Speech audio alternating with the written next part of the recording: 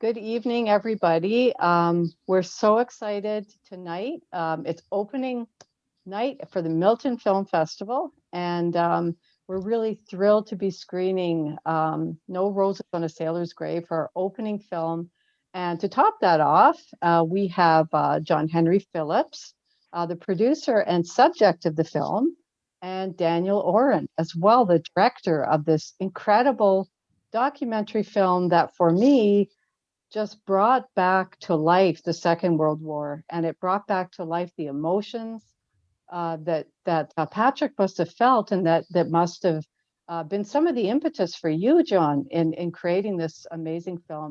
Can you tell us a bit about your story and what actually made you realize that you had to do this, you had to make this film? Yeah, well, I'm an archaeologist by trade.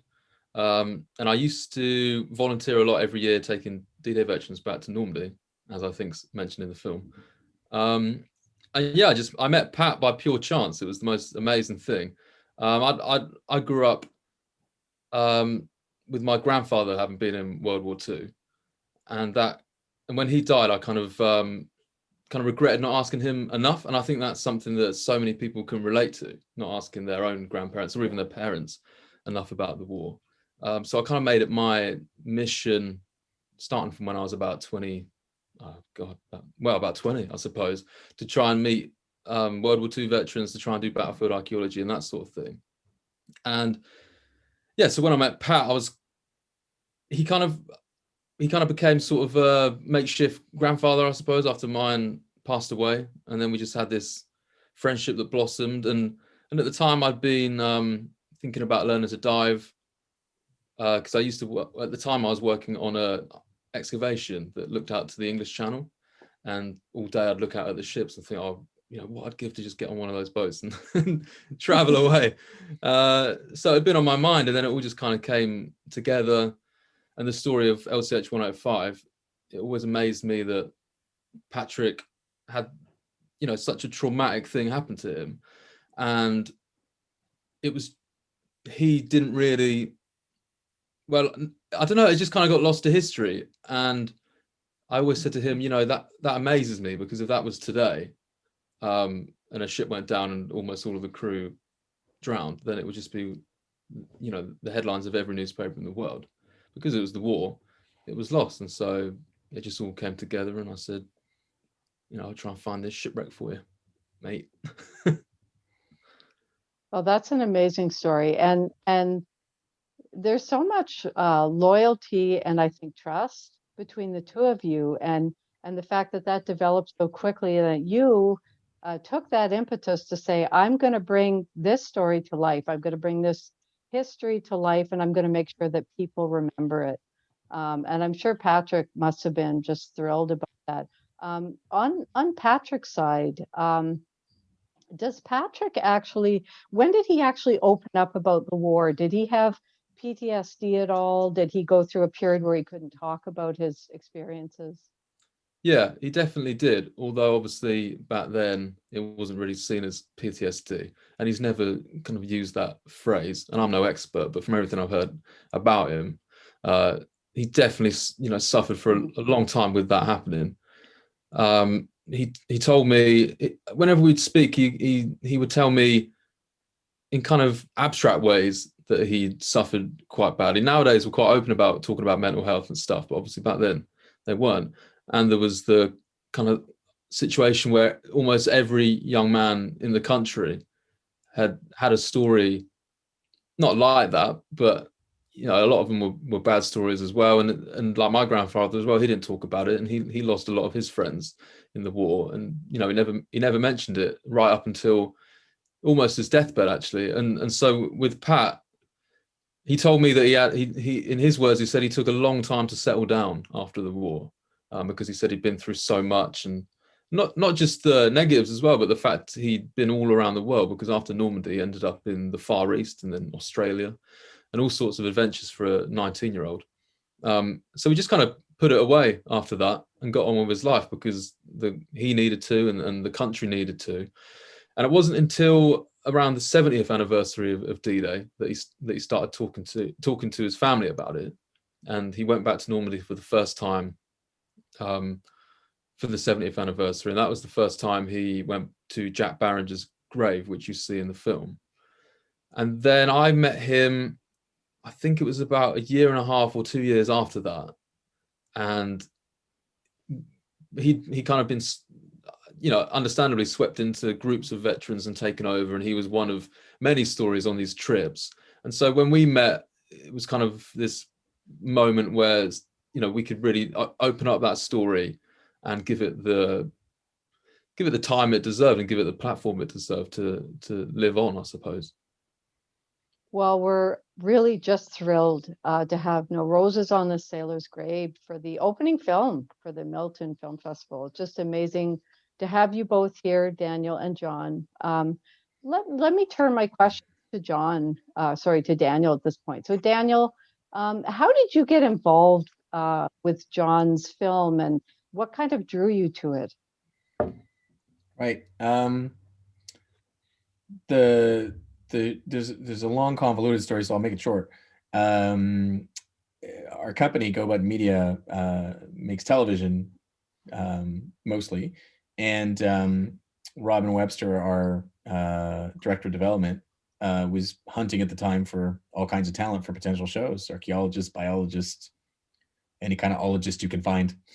And then she stumbled across John, and we started a conversation about just generally working on projects together. And the decision was like, right, let's keep talking and we'll find something. I think we asked John at some point to shoot something for us in the woods, and we just kind of were developing the typical TV sizzle reel kind of world. Yeah. And then some time went by.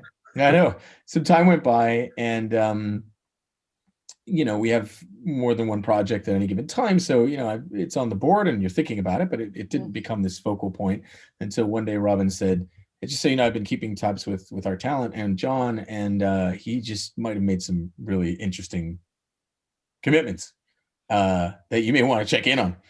So we got on the phone, and John explained in very brief manner that he had promised to find said ship, to bring back story of said ship, and to build memorial on land that is not his, with money we don't have.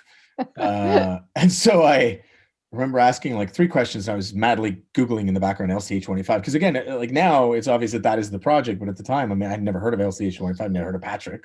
Right. And my brain is going towards, okay, this is a good pitch reel for, I don't know, Nat Geo, Discovery, somebody, another one of our clients. So I'm just Googling this thing to make sure he's not, you know, BSing me. And like very little comes up in the background. So I'm like, okay, well, this is an interesting story, like in the moment. And then he's telling me this story. He's very passionate about it. And I go, okay, great. Well, I've got like, I think I remember saying I have like 3 questions for you.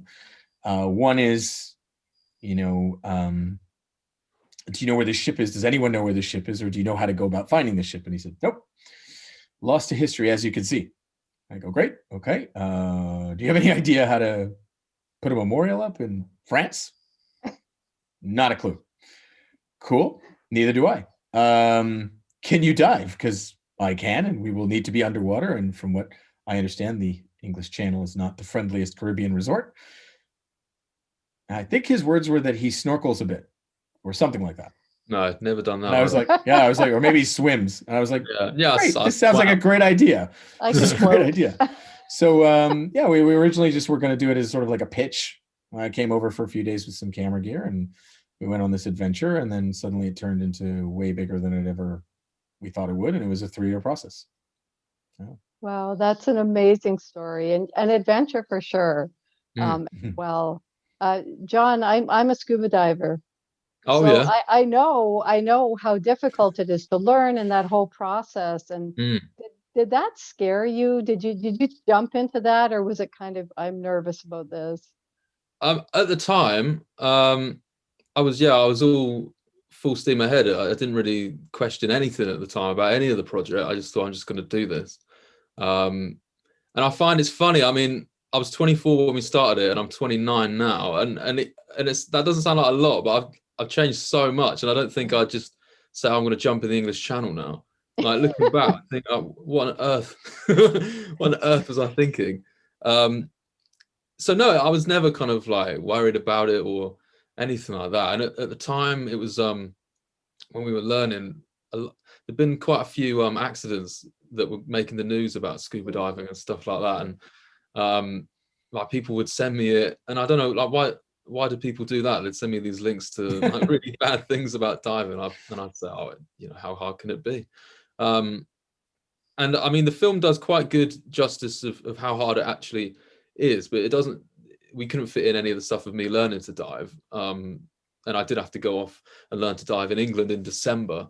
It was freezing cold. It used to snow when I'd come up to the surface, and my dry suit was leaking. And yeah, you see me go into the English Channel in the film, but I mean, it was so much. When you're actually living it in that moment, it's so much worse. We were getting thrown around, you know, like we were in a washing machine or something. It was carnage. And I remember there was a storm coming in as well as we were heading out. So yeah, to answer your question, I wasn't worried at the time, but if I did that now, I'd definitely second guess it. I'd definitely have second thoughts about it. Yeah, it's not like diving in the nice warm salt waters of the Caribbean at all. I did my Wow. open water in a quarry in Woodstock in April, so in Canada. Yeah. It was Well, I did cold. mine in a quarry in England. Yeah, I mean, it's the I best. know how you feel. Yeah, it's great that you did that, and just the fact that such an amazing story. And I think you had to learn to dive. So when you made up your mind, I'm going to make this story, you decided to go all out. You're going to go all out and do everything I need to do, and that's really incredible. Yeah, So well, thanks. tell us a bit about your relationship with Patrick when it comes to the filming part of working on this project. How was Patrick during the filming? Do you want to answer that, Daniel? Should I? You could probably talk more about the pre and getting him ready for it. I mean, from my perspective, Patrick was, I mean, John opened the door and then Patrick trusted us. So it was, he's a very, I mean, the only thing I could say about Patrick, and one of the things that keeps coming up when people watch the film and when they were working on the film at my team, is that people just fall in love with Patrick. And I think that's very true to his real personality. He's a really adventurous young guy at heart, I feel. Yeah. There's a great joke in the film where John, I don't know if it was because John was nervous, but I just caught him saying something like, "It's not too late to get you suited up." And and Patrick kind of giggles, but part of his giggles like, "Oh, maybe." And I'll try that. I remember when I met Patrick, I went up with John on the first day. We drove to the pub with this 93-year-old, and he had quite a few. And then we're like, I think we should probably go home because you got to film first thing in the morning. And he was like, oh, I can have another one. Yeah. That's Patrick, and he was kind of game for everything. Obviously, over the 3 years of making the film, you know, his health changed a little bit, but he was, you know, I'm glad we got to do it the way we did because it does feel a bit like a road trip and not like an old man sat in a corner. You know, to quote, like, I'm going to quote John here, but like John told me when he wanted to do this that he didn't really believe in seeing that same kind of repetitive film of like a veteran sat in his medals in a corner of a library somewhere, and then somebody else tells his story. That was my experience. John could probably talk more about before that, because John, from what I gathered from Patrick, John actually had to piece together the whole idea of what the story was because Patrick had just come out with it. Like, it wasn't really something that was available to talk about. Yeah. Yeah, I mean, we had to, it's strange kind of when Patrick told me the story of the ship going down and I started thinking about trying to find the wreck. I kind of had this idea in my head of what the kind of whole journey would be. And when you watch the film, that's pretty much what it kind of seemed like it could go when Patrick first told me.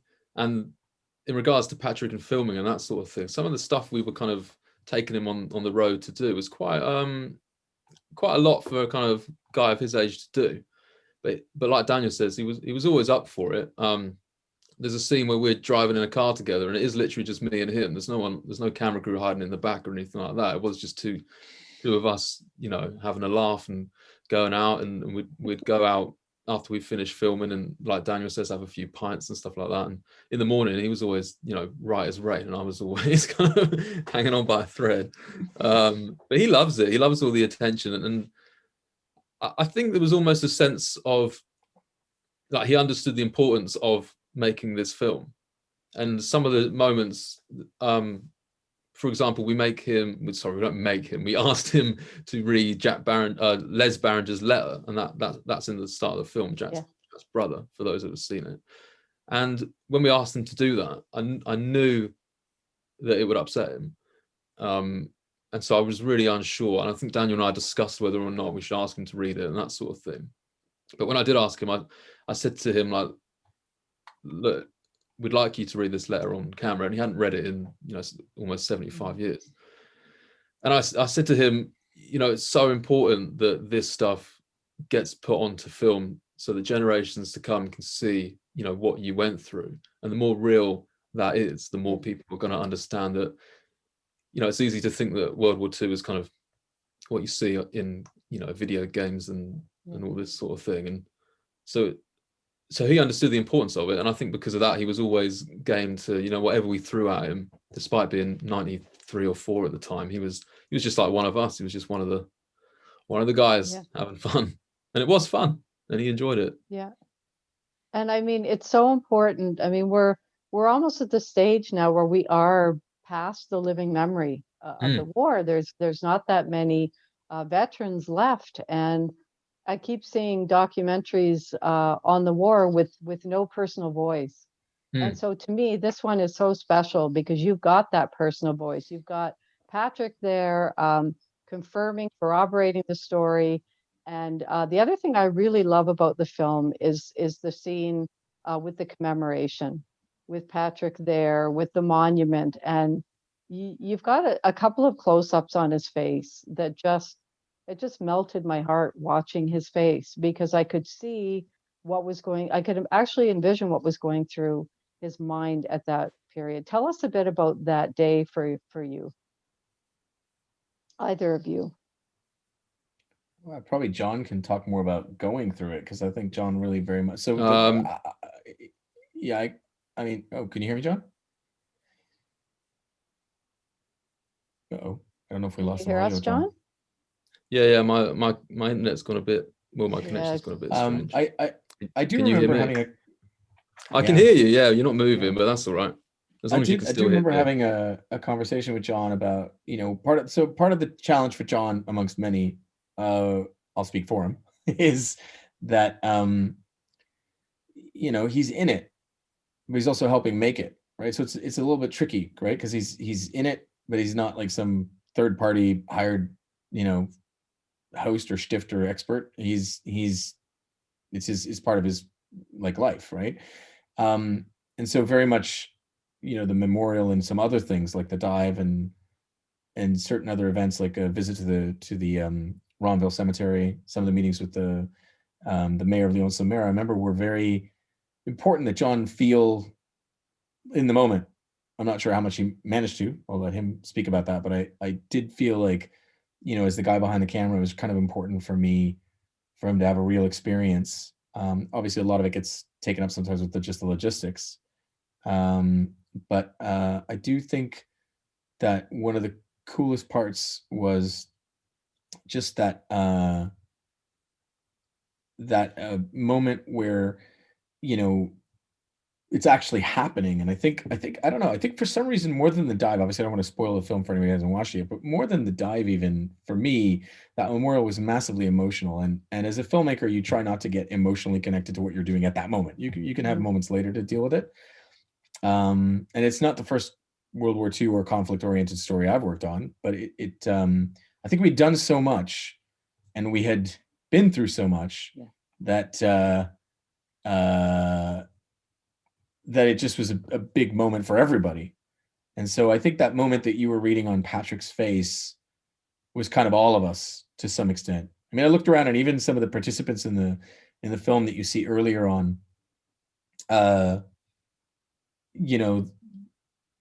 rescue boat team that was there in the background, and Stephen Fisher, who was the researcher that was with us for some of the time, just watching their faces, it was pretty emotional day for everybody. And we got, we should add also that I don't know if it's really 100% clear in the film, because I don't know how hard we hit it, but it was actually on D-Day. So anyway, wow. I think we lost John for a minute, but yeah, he can come back in. he'll have to come back, and it happens on these, so no worries. Patrick has been through so much in his life, and this sinking of the ship and surviving that is just one of his adventures in World War II. I mean, we don't even get into the story that he went off to submarines in the Pacific later, spent time there, right? That's where he lost his hearing, going up and down in these small, non-pressurized submarines. And that was a whole other adventure in the war, right? As so many of the guys did. So, and I think another thing, particularly for Patrick, is that I think a lot of times veterans are portrayed as sort of iconic heroes with no clear humanity around them. And one of the really important things for us about this film is that it wasn't Patrick, the World War II hero who survived a ship. It's Patrick, the really amazing human being that we love, who had this story. And because we were very fortunate, and still are, that Patrick is still with us and he could share that personality of his. See, I think one of the things to understand is that Patrick lived a whole life after that, as did so many of the veterans. And he got married, had kids, had a job, had a career, ups and downs, life, right? So when it came, to circle back, Tracy, to your question, when it came to telling him what we thought was probably, one of the hardest things we would ever say, I think in some ways he just took it as another thing that happened to him in his life. Okay. And there was also a positive impact for him. Hello, John. Sorry about that. That's all right. Okay. The internet. There was also a positive impact for him. Just to finish that up for Tracy. We were quite taken aback, I think, both John and I, that Patrick was like, well, this is a good thing. Because I think we were expecting the like, what do you mean I did all this? And right? Yeah. And we were already preparing in our minds this whole like, no, but there's this whole other story now, this whole other shipwreck, these whole other people, this whole other this and this and that. In case you missed it, John, we had a bit of a spoiler alert. I did miss it. And I think the thing that struck me at the time was that for Patrick, it was just another day in his life and his adventure. And that's why I prefaced that with the fact that he's been through so much in his life that I think he was just so floored at the fact that we would do this and that anybody cared. Until this day, anytime anyone says anything, when I screened the film with him, the first thing I asked was, does this do justice to what you and your friends went through? And the first thing he said was, which he's probably told John a million times, is, I still just don't know why anybody cares. And we're like, no, Patrick, the whole world cares. Like this is there's a whole team behind this. There's people that donated money. There's my whole team at Go Button. There's all of John's world and family and friends. And there's everybody that John ever contacted to be part of this. They all care. They're deeply care, not just because we made the film, but because of you. And he's like, I just never thought anybody would care. Well, that's just Patrick. I think that probably mirrors quite a few of the veterans, especially the British ones, I think. Yeah, it probably does. I mean, certainly from my uncle's perspective after Dieppe and going through PTSD and everything, writing a book was his way of getting over that. In the same way, I think maybe, John, that this film for you and for Patrick was like a life-changing experience. And maybe, as you said, Patrick says, well, I didn't think anybody cares, but I think I think in a deep way, he does care. It's just, wow. I mean, and I think he just cares that, you cared enough to take the time to make this film and to make his story come to life and to bring that history to the point where everybody can relive that history instead of just seeing it, in a film, for sure. So yeah, absolutely. Yeah. We had a couple. I just wanted to read some of the comments here. We have a comment from Luke Fitzgerald. Well done. Really enjoyed the film. Tell us a bit about that search for LCH 185. I guess they changed the numbers on the boats, from what I understood, how difficult it was to actually pinpoint where it had gone down. And lastly, I'm curious whether you've ever thought of going back out to look. Yeah, it was hard to kind of get an idea to locate it. I've been going through all the sort of files and all the archives again lately. So it's quite fresh in my mind, and there was a lot of sort of sinking reports, but again, they're kind of one sentences, a few words here and there saying LCH 185 went down at Saw Beach or went down 2 miles off Saw Beach, and it's such kind of vague ideas as to where it could be. And then Yeah, and so as well, thinking about whether to go look for it again. What do you think, Now Daniel? that you can dive. Well, yeah, it was quite Well, now you stressful. would know not to do it. Well, exactly. Yeah, I think I mean, it's such a question. We've never this has never come up actually. No, it really hasn't. It's it's funny because I think I've been asked by other people, but not Yeah, you, no, I Daniel. have all the time, but we've never spoken about it.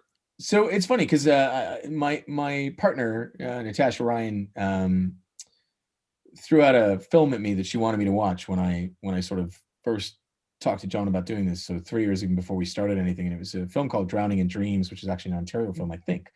I haven't been able to track it down because there were, I guess, some distribution issues with it, but I did manage to find the trailers.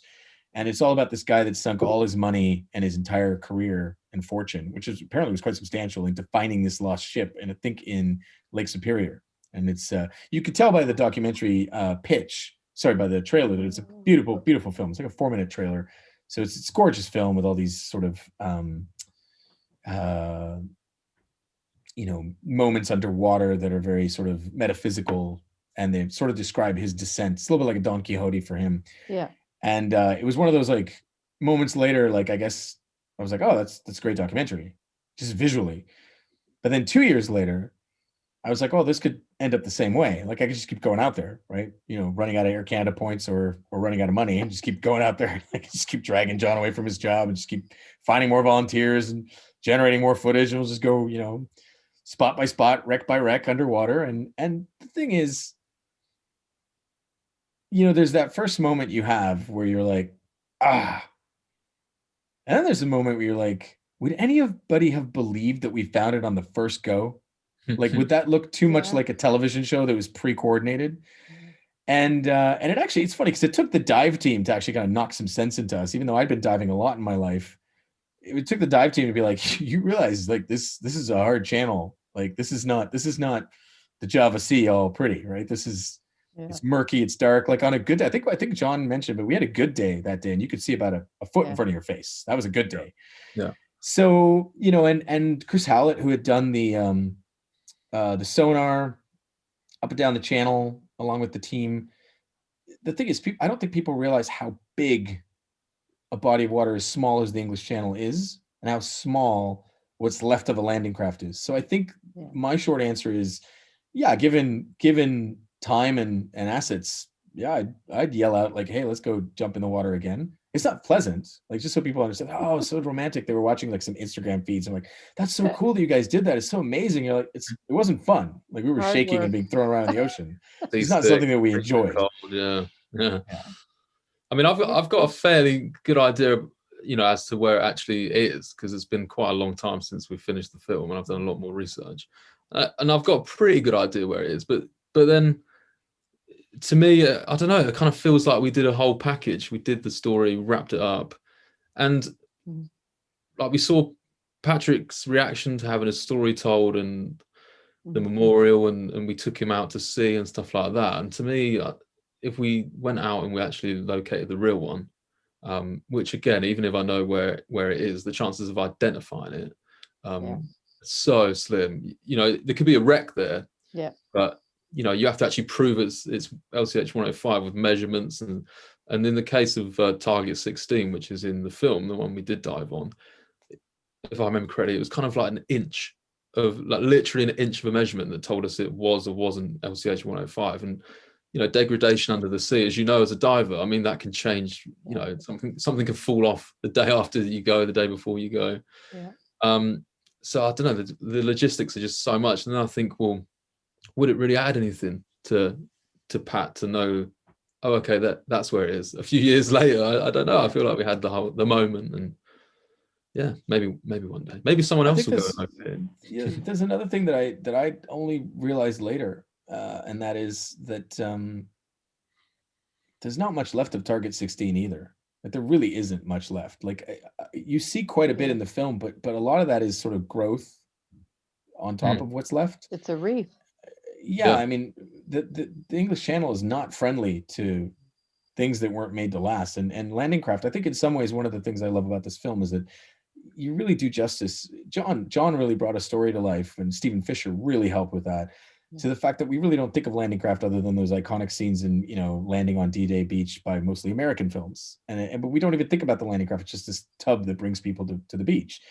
And you realize that so many of them were lost, but that they really weren't built to last. In fact, the fact that LCH-185 doesn't have a lot of mentions until we did the film, now it's got lots of them, is because the Navy didn't really consider it much. It was just it was a donkey to get across the channel. That's all it was. It was basically a raft, right?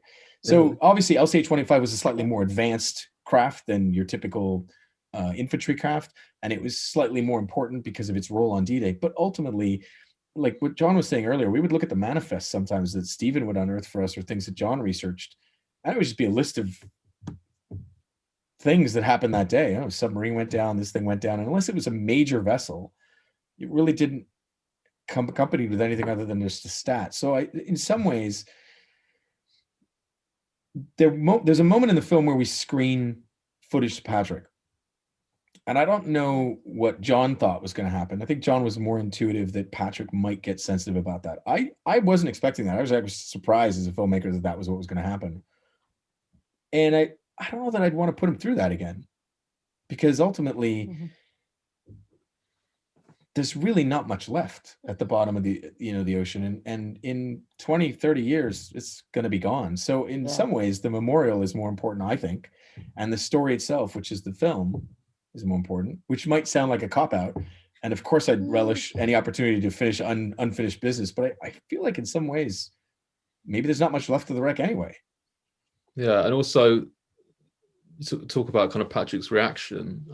You see it in the film, his reaction to actually when we dived on target 16, and that was the reaction that I was surprised at. Actually, I was really kind of, as you see in the film, I was really kind of moved to just pure sadness by his reaction to that. And I mean, I to this day I've not asked him why, what he was thinking in that moment. I mean, that whole day was emotional for me because it was kind of like, even though it wasn't the right wreck, as we found out later on, it was kind of the completion of a huge journey that I'd been on.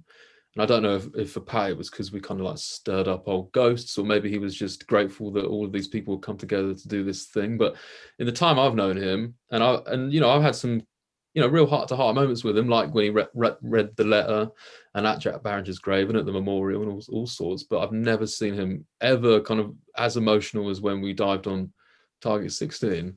And yeah, like Daniel says, I'm not sure I'd want to put him through that again. I don't think I'd want to go through that again. That was you don't see it in the film, a little behind the scenes tidbit here, but my mum was there that day, and Daniel had to edit around this, I suppose, because when Patrick started crying, then I started crying, and the camera's on me, and then obviously there was enough of her not in the shot to use, but in the end, like my mum's like instinct came over and she like ran in and put her arms around me. Big pink coat, yeah, which we still wind her up about. But yeah, it was just such an emotional moment for everyone. I think I remember Jeff, one of the cameramen. I remember you could see tears like behind the eyepiece of his camera. Everyone was just crying. So yeah, maybe leave that one where it was. So the title for the film, I love the moment where Patrick's reading the poem. Who decided to call it Roses on a Sailor's Grave? I think we used it as a temporary title, and then we just couldn't come up with anything else that we liked better at the end. And it just felt kind of poignant. But it's funny because it's not the first time that comes up with like a distributor says, "You ever thought of shortening the title?" I love the title. Death on the Water or something. You're like, yeah. I call it No Roses. I think a lot of people think that it's called No Roses already. Yeah. Instead of No Roses on a Sailor's Grave. There were some, I don't know if Daniel remembers, I won't put them on the spot, but there were some other titles thrown around that weren't quite as... Oh, I don't remember actually. That's funny. No, I see it in my brain now. I won't embarrass you. But so, the memorial in the town of Lyon-sur-Mer, the houses, it's such an iconic moment in the film where we're seeing the footage of the houses that Patrick remembers, and then you're going by these houses, and it's like, it's incredible when you think about the carnage from the war. Were those the actual houses? They were, yeah. They were the houses. That's amazing that they're still there. Yeah, we were amazed. It's crazy because Pat always spoke about those houses, and like you say, amongst all the carnage of that day, the thing that stuck out the most wasn't the times he saw people, falling down on the beach. It wasn't the bombs that were coming at him. It was these two houses with the sun, the Normandy sun, glistening off of them. So we knew we had to try and find them, and that was kind of the first time really we kind of, well, Patrick wasn't on the shore, but almost stood exactly where Patrick was on D-Day. And yeah, it's amazing that they're still there. And later on, when I've done loads more research, just managed to find other accounts of people that were on LCH 105, and weirdly, and I think in Jack Barringer's letter that I give Pat in the film, in a little moment, I don't think it's read out in the film, but Jack wrote a letter from the craft. And he mentions the houses as well, and the houses come up again and again in all different sort of accounts of that day. And so yeah, it was absolutely amazing to find them. I don't think we ever took Patrick to those houses though. Maybe next time he goes to Normandy, he can go along. No, but I do remember, because it was that Stephen Fisher that found the original picture. Yeah, in the archives, the little drawing. I feel like I think because I remember when we went back to Patrick's house on the second trip, you showed him the photos. And then I do remember that we didn't put it in the film, but I do remember that there was a reaction there. There was a lot going on at that time because John was looking at maps and we were figuring all kinds of stuff out. But I do remember there was a moment there. Yeah, it's nice. I like to think of those kind of little places along that seafront that relate to the film. Yeah, it's amazing. I think a lot of people don't realize. Sorry, what I was going to say is John's done a lot of projects in Normandy. We've done a lot of projects recently in Normandy, and I think it's well worth people trying to go once in their life, because D-Day is not the be all end all of everything in World War II, but it is a very iconic moment, and I think people would be surprised as to how much of it is weirdly still the way it was. But John can even tell you, I mean, it's different subject matter, but I mean, there's still World War I scars in the grounds there that John's worked on, right? Oh, yeah. John, you excavated out there, right? Yeah. This is stuff that we just recently did a series for Discovery, and we had a drone flying over Pointe du Hoc, and I mean, you could still see the craters like from the bombs. Like it's Europe, I think, is forever changed by World War II. I don't think you could ever. There's still churches and temporary graveyards that were set up. So it's in some ways it is kind of a continuation of a living memory by virtue of architecture and landscape, right? Yeah. And where the houses are, literally opposite, there's a little patch of grass that runs right along the beach. And on the day we went, I suppose because of the weather that had been there at the time, you could just about make out a German trench that had been there on D-Day, just a very faint indentation of it. And then if you go a little bit further down, off the top of my head, it's not even 100 meters along, I don't think. There's a German bunker that has now been turned into someone's house, I think, or a shop or something like that. So it's a shop. It's just everywhere. It's just all around along there. But that was one of the good things about what we did. Obviously, we were really grateful that Leon Semer let us build a memorial, obviously, and do all that stuff, and they were so helpful. But they also the town kind of moved on quite quickly after the war. They had a big tourist economy even before D-Day, and so they were quick to get back to it. And so there's not all that much there in terms of the kind of commemoration. There's a few little memorials and stuff like that, but yeah, it's one of those towns where you go and you know something's happened there because you can see the bunkers and things like that, but there's a little enough there for you to kind of like be able to experience kind of like the surrealness of being in a town that went through that, and not having the kind of huge fanfare and all the kind of music. There's not even a museum there, I don't think. It was a really nice experience because we'd been there twice during the D-Day time. So we'd gone down to Arromanches twice, and there was something kind of peaceful about Lyon-sur-Mer being sort of like the patron town of LCH 185, because they do have a couple of other memorials for some commandos, I think, and I think a couple of them were even present, or their families were present at the unveiling of our memorial.